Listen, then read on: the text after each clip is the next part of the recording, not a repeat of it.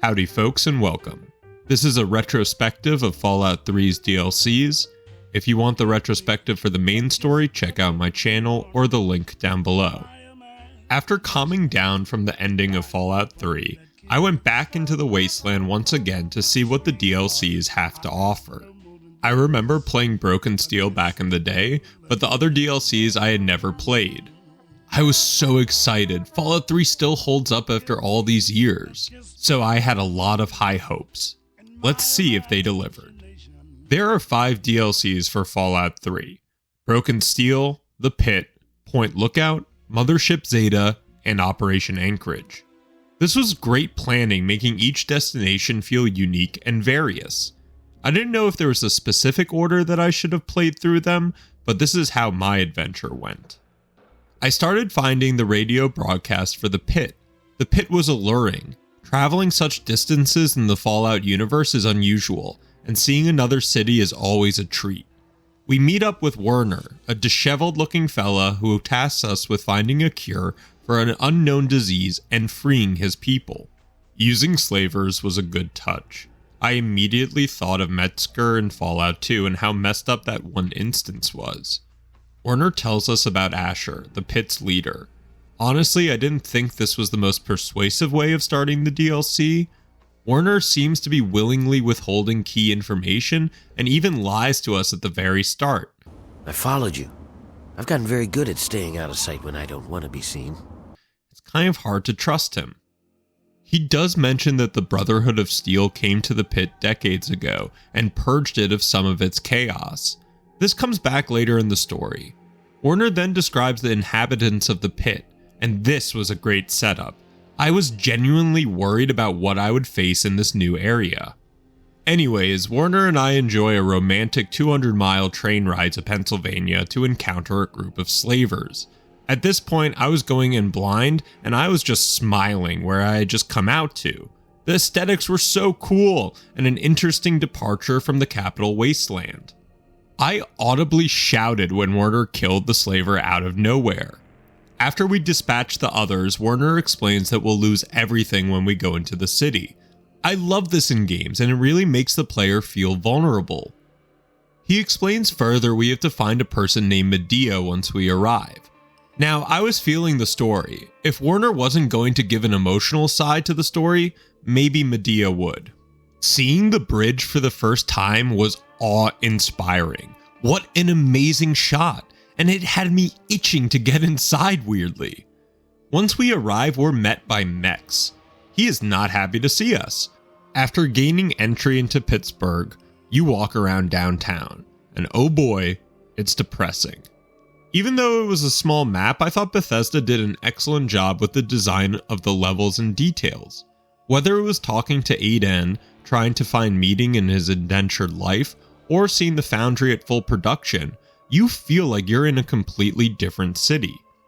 Medea takes us to her house and explains the situation. Obviously, being captured isn't the best feeling, and I was glad you could press the issue with certain topics. She mentions Throg, some other sort of super mutant, and a death sentence job going to find iron. It was also hilarious that she didn't know what super mutants were. We're rudely interrupted by Jackson, who somehow knew we were in Medea's room. We're tasked by going over to the mill. Seeing the interactions between the two factions was staggering. I couldn't believe I saw workers trying to run away and subsequently being shot in front of me. It was a really nice addition to the world of the Pit, and oh boy, did it add up. Another thing that blew me away were the animations in the mill. Seeing the plates of metal being welded to gigantic jugs of molten iron being transported around, it just delivers an impressive and dark atmosphere that's so well tailored to the Fallout universe. These weren't pop-out moments. The reason why I was getting so immersed in this DLC is that they were little. These things added up. Another wow moment was whenever it takes you through the caging and you see your first Throg. I was freaked out having never seen these guys before. The writers did a good job setting them up and an even better job delivering. These things were insanely scary, at least for me. A common element of all these DLCs is great environmental storytelling and art design. Finding a person searching for their brother only to discover they've turned was an ominous look into the life of the pit dweller. Anyways, you go searching for iron ingots, which was interesting. I don't know how I feel about this part gameplay-wise. Although the atmosphere was immersive, it felt more like a Time Splitters mission than a Fallout quest. I do enjoy deviations from the main script, so I'm not opposed to this area, but it did feel eh. We find all the iron we were looking for and head back through the caged area when, oh my god, I had forgotten about this guy or thought he was just not able to get through. These working conditions are horrible. Everett is surprised we survived like every other person in the wasteland. Getting the laborer outfit was really neat. Having everything taken from you makes upgrades taste so much sweeter. We head back to Medea's and bump into Millie. Millie talks about finding Bill in the steel yard. I like this little emotional connection. We agree to find Billy at a certain point, but we have some bigger fish to fry. Medea exclaims that Asher is going to speak soon about starting the arena fights. Where have I seen this before? Asher is an interesting character, but sadly Fallout's sound sometimes conks out or doubles when not in the actual speech dialogue. Obviously Bethesda jank, but I was a little sad that it took away from the speech itself. Your freedom! Right here! We have one! This man here will fight in the hole. Come on, Asher. Will Sir, send someone you to the carry hole not who actually only the dream stands a that workers chance? can become free, but that we may all someday become truly free from the threats of our world. She said, I was excited for an arena. Dust off my old Oblivion skills. We talk with Phaedra, who I think is the same character asset as Millie. I don't know, those scars make them all seem similar. She explains to us the rules of the arena. I love the detail of the barrels being dropped in on the characters. It's a countdown timer more or less. Entering the arena was okay. I was expecting like a Rostock-sized dueling ground filled with different obstacles, but you get very close quarters. Very close. Each fight progressively gets harder, and it was great to pick up enemy weapons and use them in the next fight. I also enjoyed the announcer. He had a cool tone about him. Left standing, only one. Oh, my friends, what a fantastic fight! How far will this thing go? We finally get to Gruber, who I bum rush with a shotgun. It works, but it isn't the most elegant way of dealing with things. The champion Gruber does drop a unique weapon, which was a great moment. I really love the design of the infiltrator.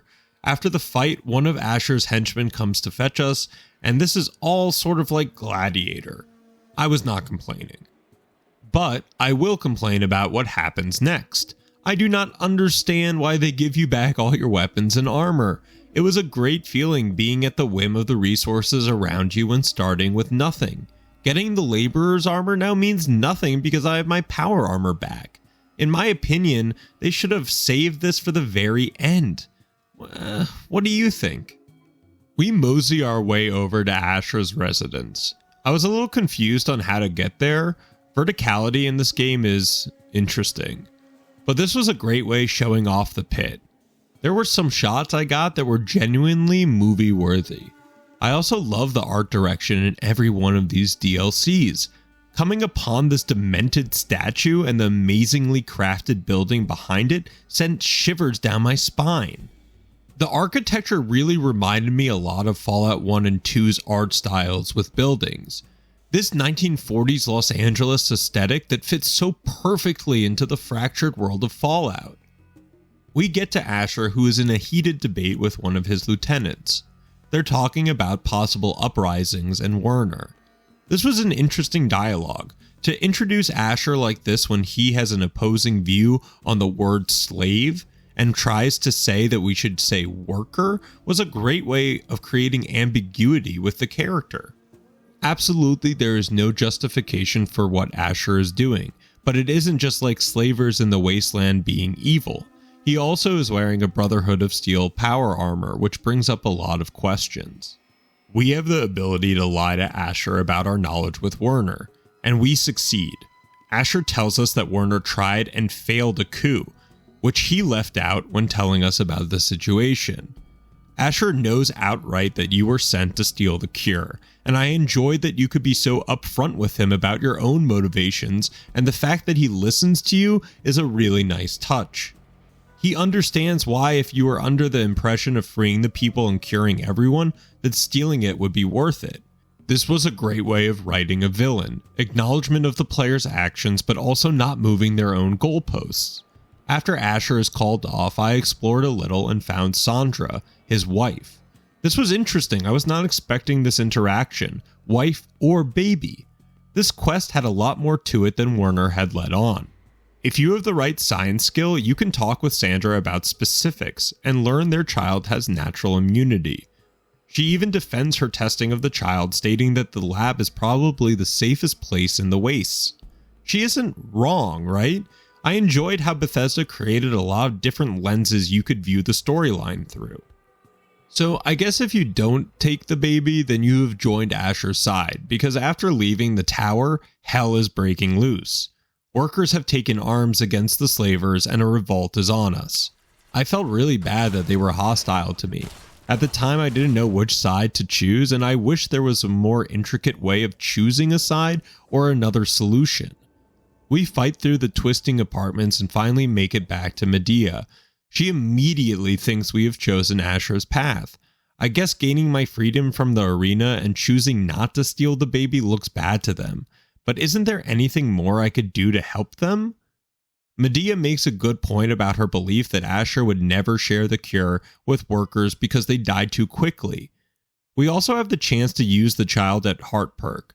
Using this perk in this situation was a great choice. Tell me if I'm wrong, but is this the only time in a Fallout game where you can use the perk for talking to an adult? Let me know. But here we can use it for a justification for our actions. Medea does admit that she knew that the cure was a baby, and that kidnapping her would only be for their freedom, not for the baby's harm. I don't know. If you didn't talk about kidnapping a baby from the start, I feel like they knew what they were doing was at least somewhat wrong. She gives up the info on Werner pretty easily. Maybe it was from using the child at heart perk because she asked to stop looking at her like that, which might mean she's feeling some remorse. We head back to the mill and head to the steel yard. Having cleared most of the enemies before, it was a jolly stride to Werner's hideout. We also happened to pass by Bill on our way, and found a sweet but sad note. Again, the environmental storytelling and the side story stuff only gets better from here. We head into the hideout and Werner approaches us. This was a great way to pull off the dialogue. Having Werner think you have the child, you can hear his tonal shift when noticing the baby is nowhere to be seen. Hurry up and put the brat... Wait, where's the cure? Did you lose it? Where is that little bastard? I went down the route of, I didn't know it was a kidnapping, which I think is a little lame. What I wanted to say is you weren't truthful, and it might not be the best way of getting everyone out of this. But no. Our mystery friend pops his head, and I was a little sad about how Werner's story ended, and might load up another save to join him later. Getting back to Asher, I wasn't sure if I had made the best choice. Asher is thrilled by the news, and I'm glad you get to question him about his future policies. I believe Asher when he talks about wanting to rebuild the city and change their ways. Yes, the cure is far away, but I hope that Asher does implement some of these worker reforms before that day. We also get a sweet perk with some not-so-sweet flavor text. I think I did the good karma route. I just don't know. Another quick thing was being able to talk to Asher about his time in the Brotherhood of Steel. This was a great lore talk, and has great questions about the Brotherhood's intentions. It had me thinking about other sections of the Brotherhood and the organization as a whole. And that's the pit. I enjoyed this DLC thoroughly. And even though there were some story elements I wish were expanded on, it did a great job at expanding the scope of the wasteland and boasted a really nice, unique art design. The next DLC is Point Lookout. I had only seen trailers for the DLC back in the day. I knew the vibe, but I was ready to experience it in first person. We get a radio broadcast about a boat going to Point Lookout. When we get there, we meet Catherine, a grieving mother looking for her daughter Nadine. Am I crazy, or is this the start of Far Harbor without synthetics? Anyway, we buy our ticket for our travels and sit down. Point Lookout immediately does a good job at bringing you into the atmosphere of the DLC. From the change of music to the foggy, overcast weather, I felt transported, which is a nice feeling.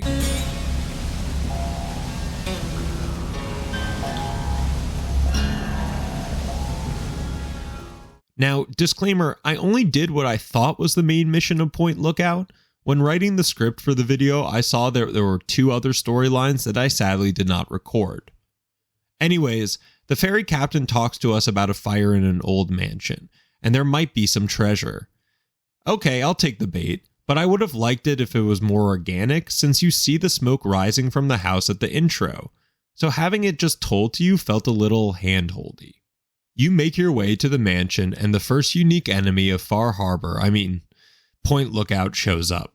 These fellas aren't the fanciest of people, and they sure take a lot of bullets.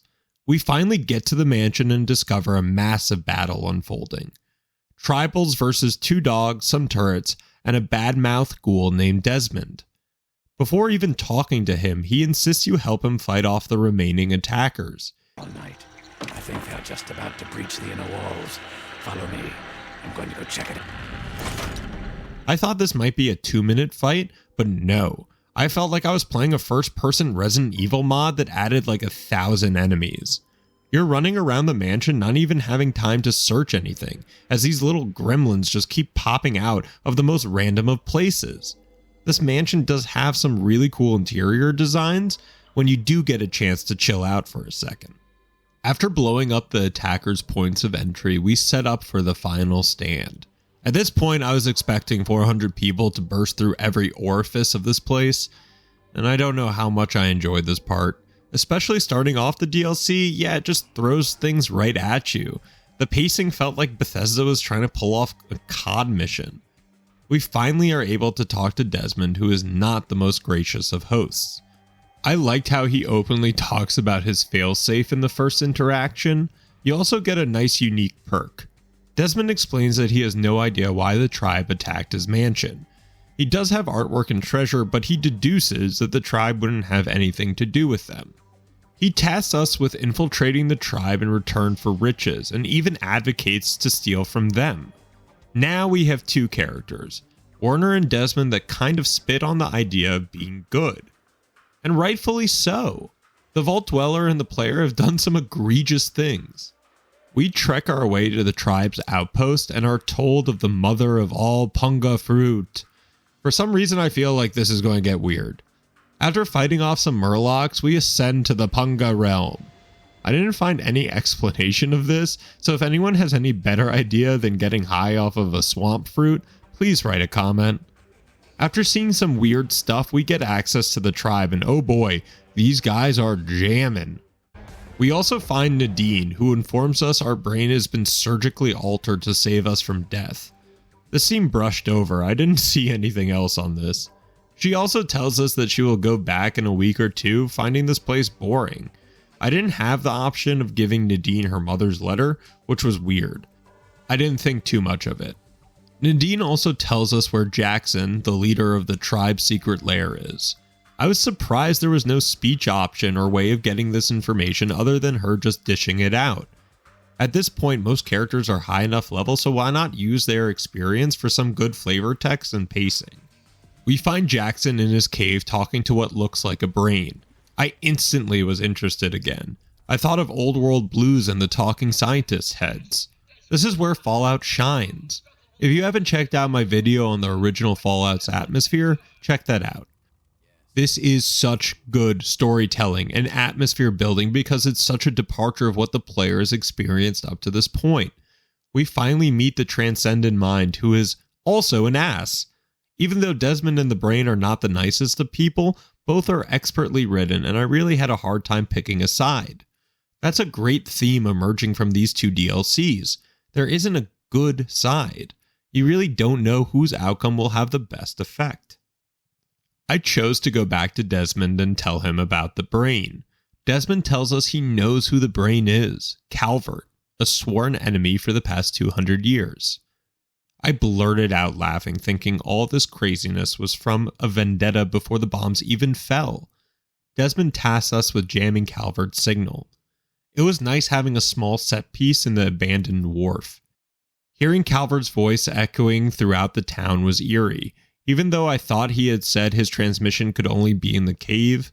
Whatever. Instead of playing his game, you destroy that nasty little device. Deposit it in the nearby trash compactor and we will never have to worry about it again. We set up the receiver and go back to the mansion. I was not expecting that.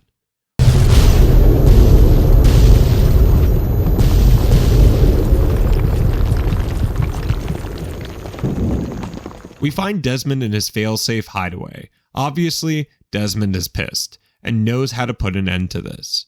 We head over to the lighthouse, and just like for Tranquility Lane, the door is open. These evil geniuses need to reevaluate their door security. While in the lab, we read up on some scientific files. It was great to see not only Vault-Tec was manufacturing dastardly experiments. I also enjoyed the nepotism aspect of the Calvert family being so egregious that it hampered their own advantages. We get to Calvert and, oh boy, this was a great area. I love his brain tank, and his voice actor does a fantastic job at hating Desmond and the player when you choose not to help him. I demand that you exterminate Desmond at once. One beyond your imagination, beyond reckoning, the most amazing gift a living creature can be granted. Then you shall die along with him. Breaking Calvert's fat was also satisfying, but I was kind of sad you couldn't find his brain. Desmond shows his cards at this point and tells us that he was always after the research of the Calverts. I think this has to do with immortality, right? Like the brain stuff? Desmond has a fantastic line and one that truly makes me wish that he would come back for Fallout 5. Now that we're rid of Calvert, I'll be heading north to pursue my next rival. There are only a few of us left now. The great game goes on. The great game goes on, microcosm of the old world. This was icing on the cake. I could see Desmond going around finding these sort of immortals from the old world and trying to murder them for their research. Please, Bethesda, add this guy back. So, as I said before, I thought this was it for the main stories of Point Lookout. I did try to give Nadine the letter, but the tribe were all hostile to me. So, as quickly as we got here, we leave to somewhere weirder. Mothership Zeta is an interesting idea. As a kid, finding the alien ship in the original Fallouts always had a special feeling towards it. When finding out that Mothership Zeta was all about aliens, I only had a smile across my face. As a developer, I'm really happy Bethesda decided to go this route for the DLC. This is so out of left field that I think it works perfectly with the universe. You wake up to your cellmate Soma telling you, Time you woke up, I was starting to think maybe they'd fried your brains or something. She explains that we've been abducted and we need to escape. Another great animation detail that they added here was the claw. I genuinely felt bad for this guy getting picked out for God knows what. Soma hatches a plan to get out of the cell and we make for our escape. After defeating some guards, we release Sally, who alludes to being from the time before the bombs. I guess the aliens kept her young? I also didn't find her sister, which I was sad about. Again, the DLC starts out with no resources, but you easily find your inventory. I know Dead Money in New Vegas got a lot of flack, and I know I could restrain myself if I really tried, but there is something to the game leaving you with only your wits. Anyways, we clear all the way to this main hub area and find some cryogenically frozen people, what looks like to be a soldier, a cowboy, a samurai, and an astronaut. Although these characters aren't groundbreaking, I did enjoy the fact that they were from different times from Earth, validating what Sally had mentioned and making the player think about the time frame of these aliens. Sally informs us that we have to shut down generators around the ship. There were some really fun set pieces, especially having the ability to send aliens flying with some sort of spaceship anti-gravity conductor. Who knows? Having to go to different sectors of the ship was a neat idea, and really gave the ship feeling. Seeing all the messed up experiments or robot producing technology made the ship feel real and large. I also enjoyed how each DLC gives the players unique weapons to play around with. I had a great deal of joy being able to laser aliens or chop down throgs with each area's weapons. We finally get the teleporters online and gain access to the outside. This was so cool and such an amazing view. I don't know what the glowing area is on Earth, but again, the environmental art has me thinking more and more about the universe. It was also kind of surreal that Bethesda did a great job with this space style, at least in my opinion. Being outside in space was breathtaking and a great departure from the usual Fallout visuals. After clicking 3 different bright things, truly no idea what they're called, we ascend to the captain's quarters. There were some weird glitches for me entering. I had to step by step make my way to a certain point to be able to play, and Sally's script got messed up. Luckily, a quick load fixed these issues. Point of question, why does killing the alien scientists give bad karma? Aren't they experimenting on humans, abducting us? When you take down Enclave scientists, you do not lose karma. What makes these guys so good? Anyways, after turning on more elevators and exterminating what seems to be like the whole ship, we make it to the final generator. Come to think of it, while writing this, you do turn off a lot of generators and turn on a lot of elevators in this DLC. We finally make it to the captain's quarters, and for some reason the ship has detached itself. What did I miss? Because it looks like they have a death ray on their ship, but somehow we have one on ours? How many death rays do these aliens have? This is a finale. Nothing to write home about, but I like the scale on which we were fighting. After hitting buttons for what seems like 10 minutes, we finally take down the aliens in spectacular fashion. Well done. This was a really cool moment.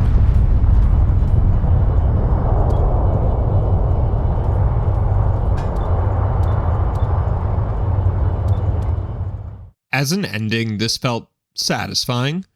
No more aliens, big spaceship boom. All in all, Mothership Zeta wasn't the best DLC, but it wasn't horrible. I really enjoyed the change of scenery, and having a little bit more lore never hurts. And like that, off we go to somewhere a little bit more cold. Operation Anchorage is an interesting premise. You're tasked by some outcast to tap into an old war simulator to gain access to a vault filled with treasure. I really enjoyed this premise, yet I felt like it would have felt more meaningful if you were to play a real soldier in the Battle of Anchorage and be able to find the loot you got from the DLC at the end in the vault itself. It's a minor gripe. This DLC really had me feeling like I was in Time Splitters. From being dropped into a different time period, having a silenced pistol, and being in a frozen tundra, yeah, I felt good. Taking out the Chinese forces felt hard and engaging. The stealth suits were a little bit scary at some times and did a great job of keeping me on my toes. I also enjoyed the small details you were able to find, the most memorable being an audio recording of a scared soldier over the course of the invasion. Early reports weren't bullshit. The Chinese are here. As in, they're invading Anchorage in force, right now. This is the real deal. It makes Pearl Harbor look like an Academy exercise. I've never seen so many goddamn warships. It was a great emotional touch and made the simulation feel real. From the pit to Point Lookout, Operation Anchorage again delivers on a new environment for Fallout fans to explore. I was really excited to see these mountains and hear the cold wind billowing through the crags. Going through the now conquered Chinese bases was eerie and daunting. There were moments that felt akin to Half-Life 2 being in the Citadel for the first time. Seeing the Chinese tanks and soldiers patrolling far below gave a scope to the Fallout series that not many other scenes or areas do. I really felt like I was seeing why the universe got to the point of the bombs falling. We find my favorite weapon in the game, the Gauss rifle. As a Fallout original lover, having this bad boy in my hands felt amazing and truly powerful. We splinter cell over to the artillery and blow them up. Again, the spectacle is awesome. Mission complete. We get teleported to the next portion of the simulator. We meet General Chase, who informs us of the dire situation on the front. You're tasked by grabbing a squad and commanding them through the battlefield. I would have thought this was interesting if it wasn't for me getting very confused on how to get a strike team and what the credits meant. Luckily, I got it to work, but it felt like I didn't really need them too much. After taking out different bases, the best being a tank factory, you storm the front lines. Seeing Brotherhood of Steel members being dropped in and shooting nukes to open the factory doors was a chef's kiss. We enter the factory and are confronted by the Chinese general. Now, I don't know too much about Asian cultures, but I was under the impression that it was the Japanese who committed seppuku, not the Chinese, but I don't know. If someone has a better idea, please let us know in the comments. We get pulled from the Matrix abruptly. Even though I skipped over some stuff, the DLC felt a bit short. As you come out of the pod, some outcasts start a battle, which I wasn't expecting. Fallout 3 on my machine has a weird thing with the audio not sounding so loud when not in dialogue, as I mentioned before. So I assume I just missed what caused all of this. You do get some sweet items in the vault, and the prize jewel was the unique power armor, which I gladly took. And what an apt time for me to get it as we start the final DLC, Broken Steel. Now, Broken Steel was the first DLC to show itself after completing the main game. Right off the bat, you can find Rothschild, but I wanted to save it for last. Broken Steel was the only Fallout DLC I played as a kid, and I was pleasantly surprised about how much I had forgotten or how much I hadn't explored. The DLC starts with Rothschild explaining to the player that the Enclave is not out of the fight yet. Actually, they're staging counterattacks and seem to be in a good position, which was weird considering we had just destroyed their president and their main base. We're tasked to head out west to find an advanced scout unit and figure out where these transmissions and radio waves are coming from. Bethesda was starting where they left off with Prime. From the vertibird zooming out to Prime jumping in, if you weren't a fan of these types of set pieces before, this will not change your mind. If you like this kind of stuff like myself, I was hyped for this assault. It also makes what happens next so impactful. Immediately. Catastrophic. System failure. Initiating core shutdown as per emergency initiative 26822. Not only seeing an orbital strike come down, but to destroy Prime was a great story point. I was angry, and I cleared out that Enclave base. After dispatching countless Enclave goons, we find the computer with some telemetry data. We head back to the Citadel and give the data to Rothschild. Obviously, he is not happy about Prime's demise, and Elder Lyons isn't too happy about it either. For such a powerful branch of the Brotherhood, it seems like they're crumbling at the first sight of pushback.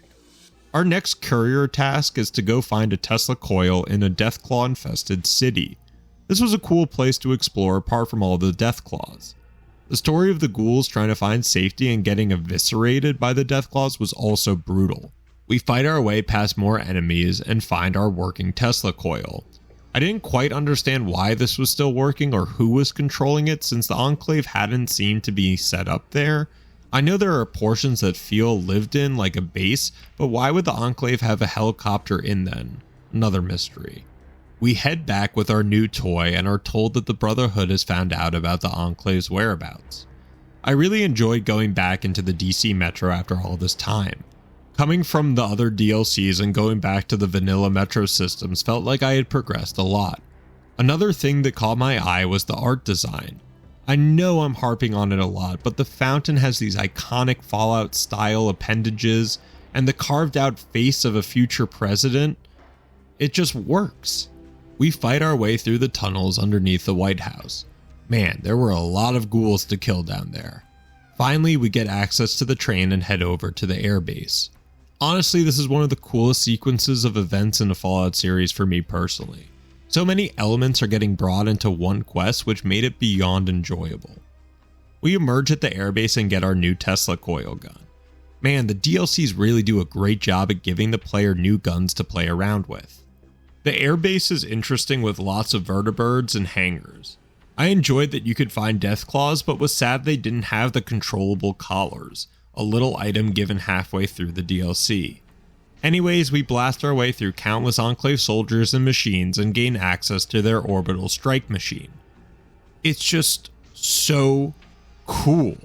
Look at this thing. Just the fact that it can move and the Enclave have something on the scale operational is jaw-dropping. Unfortunately, there's no way you can save it or use it. You can destroy it, or destroy the Brotherhood. You make the choice. For this run, I took down the Enclave, but I would have loved if you could take control of it yourself or have the Brotherhood use it. However, I think this ties into what Asher talked about when explaining the Brotherhood's engagement in the pit.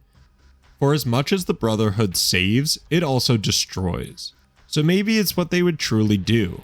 I was kind of disappointed about the fireworks. After Raven Rock, I was hoping for something bigger.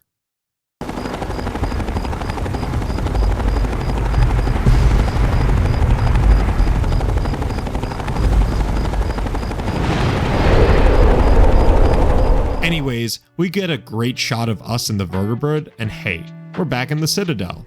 And that's that.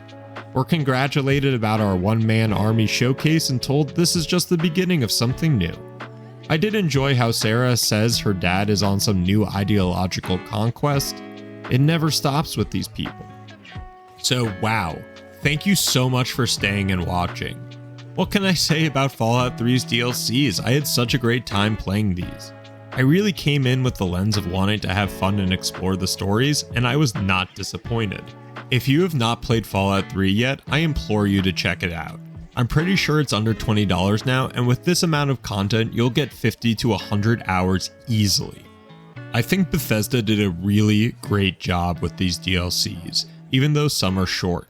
I think the beauty of time also helps a lot since I was able to play these back to back and not wait between releases. All in all, I had such an amazing time playing this game, and really made me appreciate good environmental storytelling and unique designs. Thank you so much for watching, and as always, see you next time.